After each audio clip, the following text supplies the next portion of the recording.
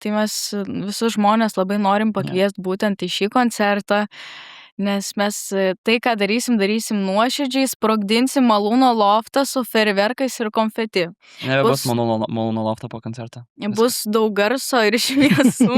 Visko bus. Jo, čia yra mūsų paskutinis koncertas. Kviečiam į paskutinį koncertą. Ne, juokauju, aš Dar ne nesau. paskutinis, dar ne. Jo, dar bus, turėtų būti, manau, šią vasarą gerai. Vingio parke. Užsiminėm apie Malūnų loftą. Henrikas Žižys yra Klaipėdos muzikos legenda. Kiek Malūnų loftas ir Žižys padeda tokiam jaunom grupėm kaip jūs ir ta erdvė tokia, ką jūs gaunate iš Malūnų lofto kaip grupė, kaip asmenybės, kaip kūrėjai? Nu, tai mes gaunam galimybę pagrot ir gaunam galimybę pagrot geroj erdvėj, kur, yra viskas, ko reikia, su garsistu, su įranga normalia. Tai tas yra svarbiausia, nes, koncertą suorganizuot kažkokiai, tokiai keistokiai vietai ar kažkaip yra, sunku, nes reikia turėti žmonių, kurie galėtų tau padėti. Ir su Žižiu jis tikrai padeda, tikrai su juo yra įmanoma suorganizuoti tokį gerą koncertą geroje erdvėje.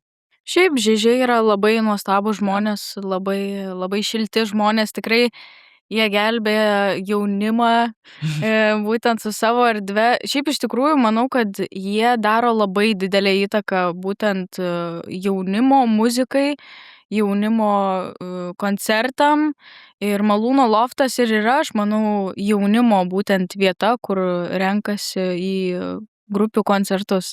Tai didžiausias ačiū jiem būtent. Ačiū labai. Ačiū. Vien tik tai, kad kai pamačiau, kai jie suorganizavo jaunų grupių koncertą, kad tokios jaunos grupės ne tik garaže pasirodytų, ne tik Kaune turėtų, bet ir Klaipėdoje galimybę tiek pasirungti, tiek pasirodyti tarpusavy. Tai dar kartą paskutinis taškas. Tai ne tik daug garso, daug šviesų, bet